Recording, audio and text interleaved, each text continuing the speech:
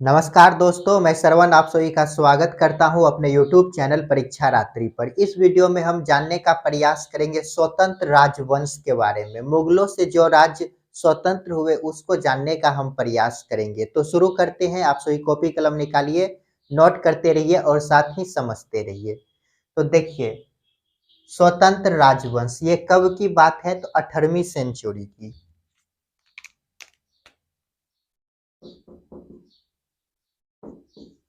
18वीं century.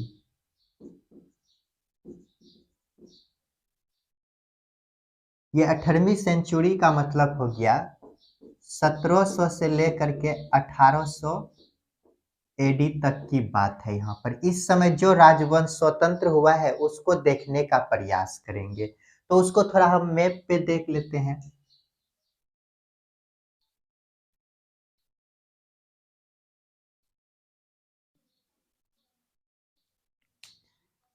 देखिए, आप सभी को पता होगा बंगाल यहाँ पे है और यहाँ पे यदि देखें तो दिल्ली है, यहीं पे है अवध, और इधर यदि आए तो यहाँ पे है पंजाब,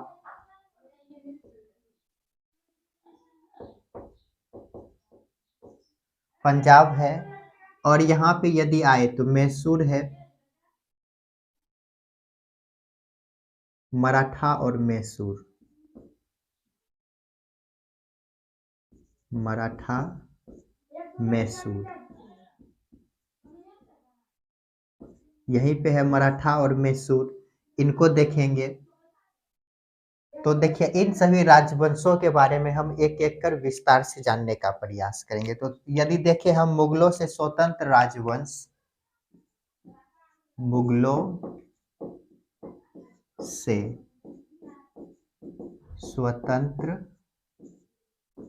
राजवंश, तो देखिए वो कौन कौन सा राज्य है। पहले हम देखेंगे अवध को। अवध को देखने के बाद हम देखेंगे हैदराबाद।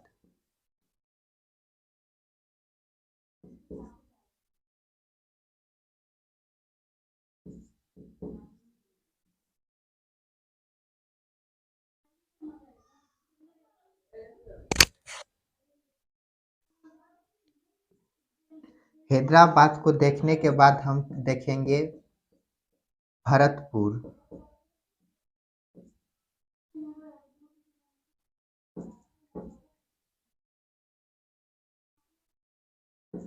राजपूत, उसके बाद देखेंगे भरतपुर,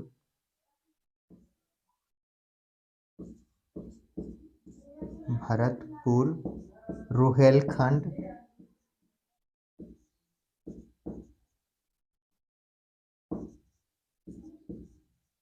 रुहेलखंड को देखने के बाद हम देखेंगे मैसूर।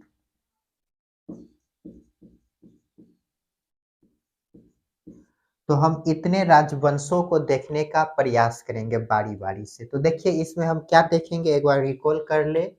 स्वतंत्र राजवंश, किससे स्वतंत्र हुआ राजवंश? जो मुगल से स्वतंत्र राजवंश हुए हैं उसको देखेंगे। ये कब की बात है? तो 18वीं सेंचुरी, अर्थात 1700 से लेकर के 1800 एडी के बीच जो राजवंश स्वतंत्र हुए हैं उसको देखेंगे। इसमें देखेंगे मुगलों से स्वतंत्र राजवंश, जिसमें हम देखेंगे अवध, हैदराबाद, राजपूत, भरतपुर, रुहेलखंड और मैसूर। आप सभी को पता होगा ये बंगाल स्वतंत्र हुआ उसी से। उसके बाद अवध, पंजाब, मराठा, मैसूर, ये सभी किससे स्वतंत्र हुए हैं? तो मुगलों से स्वतंत्र हुआ है। इन सभी को ही देखेंगे। इनको एक बार नोट कीजिए। हम अब देखते हैं अवध के बारे में थोड़ा बहुत। तो चलिए इसको मिटाते हैं, अब हम अवध को देखने का प्रयास करते हैं।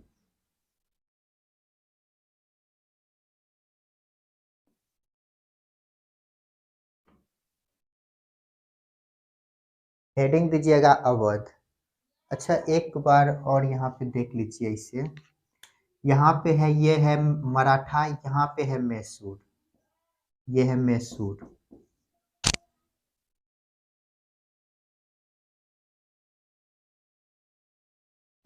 तो हेडिंग दीजिएगा अवध। देखिए अवध के बारे में।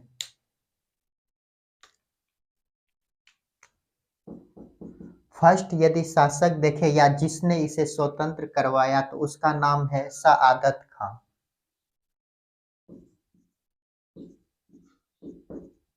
सआदत खां। इसका यदि टाइम पीरियड देखे तो 1722 से 39 एडी।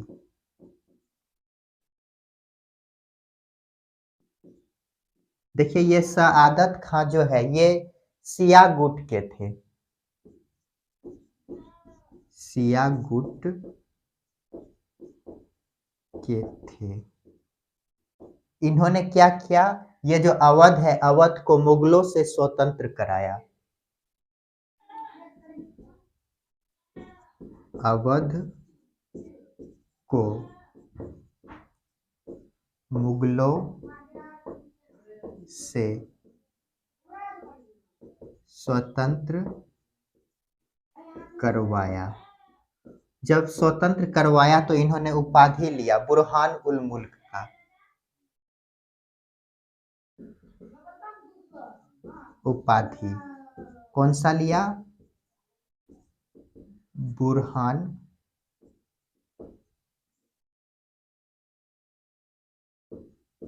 उल मुल्क।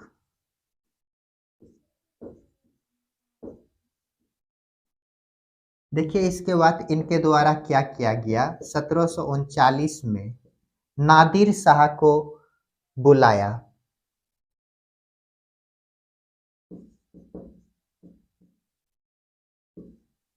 नादिर शाह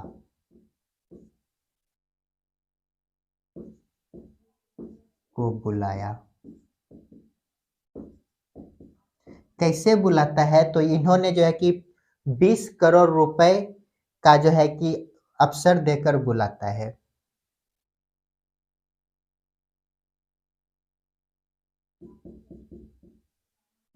20 करोड़ रुपए मिलेगा। क्यों बुलाता है, तो दिल्ली को लूटने के लिए। जब ये आए तो दिल्ली लूटा। दिल्ली को लूटा।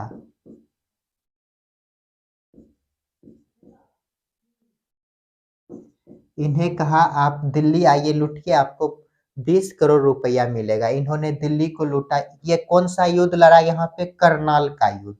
तो ये सवाल भी पूछा जाता है, कौन सा युद्ध लड़ा, करनाल का युद्ध। करनाल का युद्ध। आप सभी को पता होगा ये जो नादिर शाह है इसे ईरान का नेपोलियन कहा जाता है। क्या कहा जाता है, ईरान का नेपोलियन। ईरान का नेपोलियन। और यदि बोले भारत का नेपोलियन किसे कहा जाता है, तो इसे आप सभी कमेंट बॉक्स में लिखिए। इसी के बाद क्या होता है, 1739 में ये सआदत खां जो है इसका मृत्यु हो जाता है, आत्महत्या कर लिया। तो इसके बारे में लिख लीजिएगा, यहीं पे लिखिएगा 1739 एडी में आत्महत्या किया। आत्महत्या किया, किसने किया, तो सआदत खान ने। इसको एक बार रिकॉल करते हैं, उसके बाद हम इसके अगले शासक को देखेंगे। तो देखिए अवध 1722 से 39 एडी के बीच ये जो अवध है यहाँ का फर्स्ट शासक कौन बना, सआदत खान।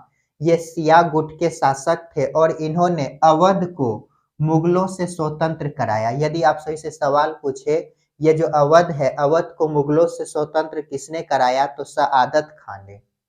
उपाधि कौन सा ग्रहण किया, तो बुरहान उल मुल्क का। कौन सा उपाधि, बुरहान उल मुल्क का उपाधि ग्रहण किया। और 1739 में 1739 एडी में नादिर शाह को दिल्ली लूटने के लिए बुलाया।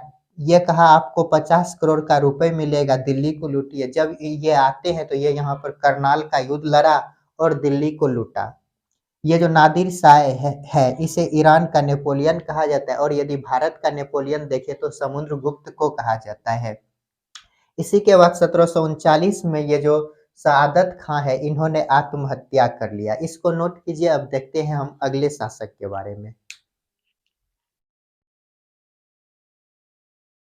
तो चलिए इसको मिटाते हैं। अब हम देखते हैं अगले शासक के बारे में।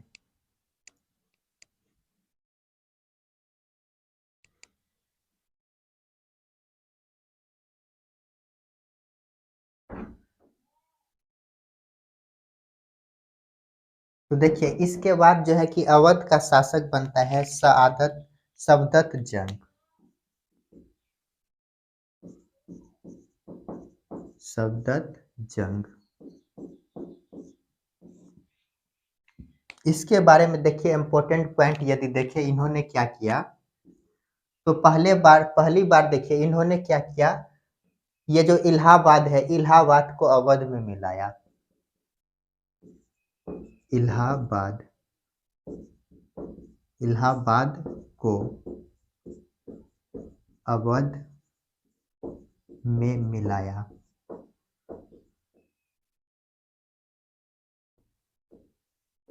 इलाहाबाद को अवध में मिलाता है। उसके बाद और यदि देखें तो अवध का राजधानी जो है फैजाबाद किया। अवध का राजधानी कहाँ बनाया? फैजाबाद। फैजाबाद।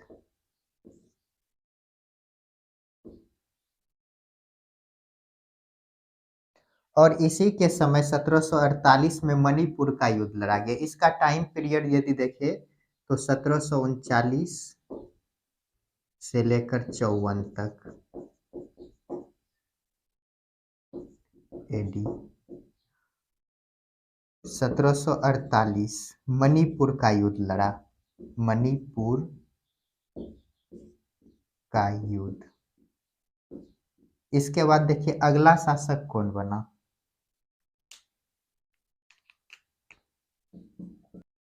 सुजाउद्दौला। सुजाउद्दौला। इसका यदि टाइम पीरियड देखें 1754 से 75 एडी। इसके बारे में यदि इम्पोर्टेंट पॉइंट को देखें तो इसी के समय जो है कि तीसरा जो है कि पानीपत का युद्ध लड़ा जाता है 1761 में। 1761 एडी। पानीपत का तीसरा युद्ध। पानीपत का तीसरा युद्ध किसके बीच लड़ा जाता है? तो मुगल और अहमद शाह अब्दाली के बीच। तो यहाँ पे लिख लीजिएगा मुगल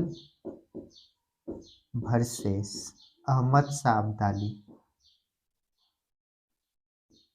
अहमद शाह अब्दाली।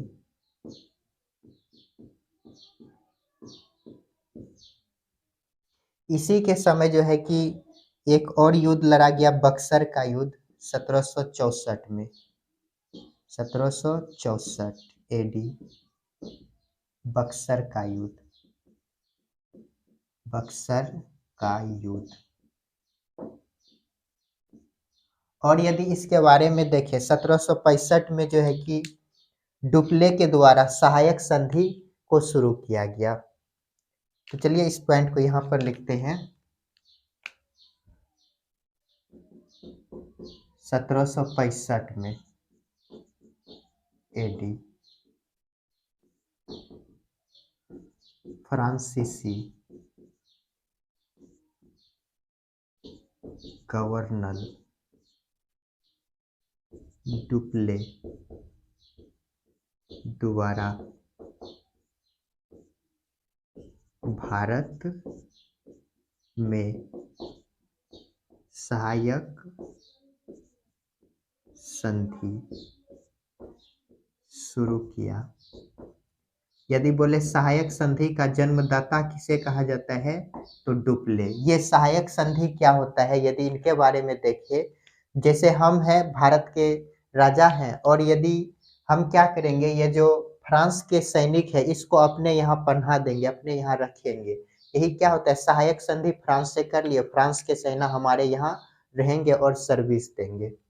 तो देखिए इसको एक बार हम रिकॉल करते हैं। अवध के अगला शासक कौन बना, शवदत्त जंग। कौन बनता है, शवदत्त जंग, जिसका टाइम पीरियड रहा 1739 से 54। ये देखिए इसके बारे में पॉइंट यदि देखें तो इलाहाबाद को अवध में मिलाया और राजधानी अवध का कहाँ किया, फैजाबाद। और 1748 में कौन सा युद्ध लड़ा गया, मणिपुर का युद्ध लड़ा जाता है। उसके बाद सुजाऊ धौला 1754 से 75 के बीच शासक बने।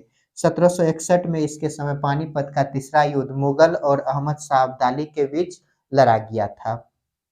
और 1764 में कौन सा युद्ध लड़ा गया, बक्सर का युद्ध। इसी समय जो है कि 1765 में फ्रांसीसी गवर्नर डुप्ले द्वारा भारत में सहायक संधि शुरू किया गया। ये सहायक संधि क्या है, तो ये सहायक संधि जिस राजा के साथ ये फ्रांसीसी कर लेते तो फ्रांसीसी सेना उसके यहाँ रहते और सर्विस देते थे। तो इनको नोट कीजिए और हम आगे देखते हैं। तो चलिए इसको मिटाते हैं, अब हम आगे देखते हैं।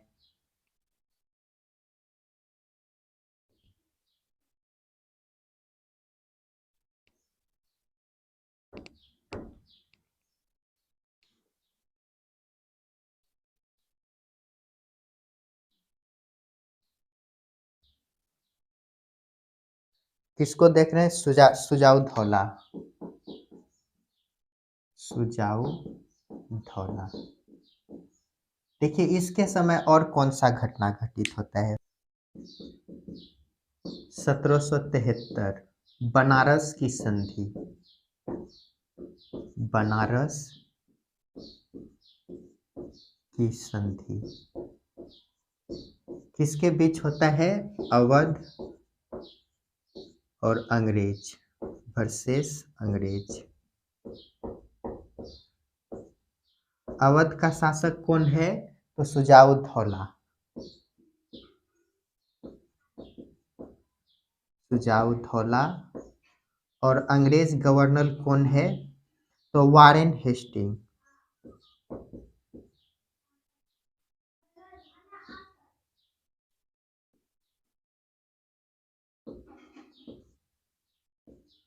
Warren Hastings, Warren Hasting.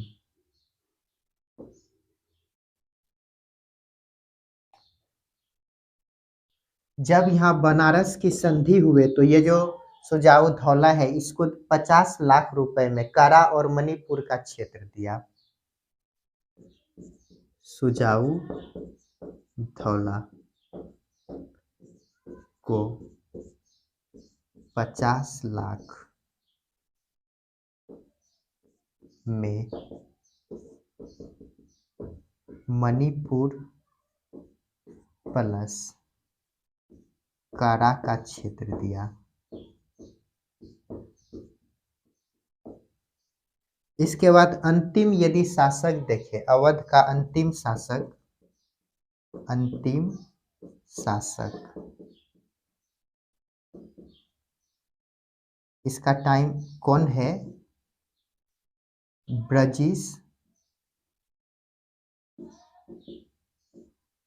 ब्रजिस Ali Shah. इसका यदि टाइम पीरियड देखें हम 1847 से लेकर 1856 एडी तक। देखिए इसके बारे में एक पॉइंट लिखिएगा 1856, 1856 एडी में अवध पर कुशासन का आरोप लगाकर अंग्रेजों ने हड़प लिया। अवध पर कुशासन का आरोप लगाकर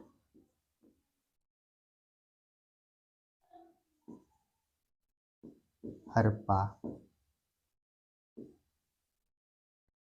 और यदि देखें कुशासन का आरोप किस गवर्नर गवर्नर के द्वारा लगाया गया, तो डलहौजी के द्वारा। डलहौजी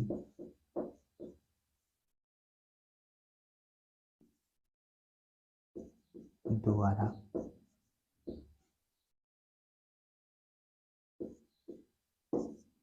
तो इसको एक बार हम रिकॉल करते हैं। तो देखिए सुजाऊ धौला, इसके समय महत्वपूर्ण घटना क्या हुआ, 1773 में बनारस की संधि होते हैं अवध वर्सेस अंग्रेज। अवध के शासक कौन है, तो सुजाऊ धौला, और अंग्रेज के इधर से कौन है, वारेन हेस्टिंग्स। ये जो वारेन हेस्टिंग्स है, इन दोनों के बीच संधि होता है। तो सुजाऊ धौला को 50 लाख रुपए में मणिपुर और कारा का क्षेत्र दिया, 50 लाख रुपए लेकर मणिपुर और कारा का क्षेत्र दे दिया। उसके बाद और यदि देखें तो अंतिम शासक यदि देखें अवध का कौन बना, ब्रजीद अली अहमद। कौन बनता है, ब्रजीद अली अहमद, जिसका टाइम पीरियड है 1847 से 1856। इसी के समय 1856 में अवध पर कुशासन का आरोप लगाकर, किसने लगाया, अंग्रेज। कौन थे अंग्रेज, डलहौजी। डलहौजी कुशासन का आरोप लगाकर यह जो अवध है इसको हड़प लिया, अपने में मिला लिया। जल्दी से इनको नोट कीजिए। तो दोस्तों आज के लिए इतना ही, मिलते नेक्स्ट क्लास में जिसमें हम हैदराबाद सब के बारे में जानने का प्रयास करेंगे। हैदराबाद, रुहेलखंड, मैसूर सबको देखेंगे। तो आज के लिए इतना ही। आप सभी खुश रहिए, पढ़ते रहिए और अपने माता पिता का सम्मान कीजिए। और साथ ही मेरा वीडियो यदि आप सभी को पसंद आता है तो लाइक, शेयर, कमेंट और साथ ही सब्सक्राइब कीजिए। मिलते नेक्स्ट क्लास में। वीडियो देखने के लिए धन्यवाद।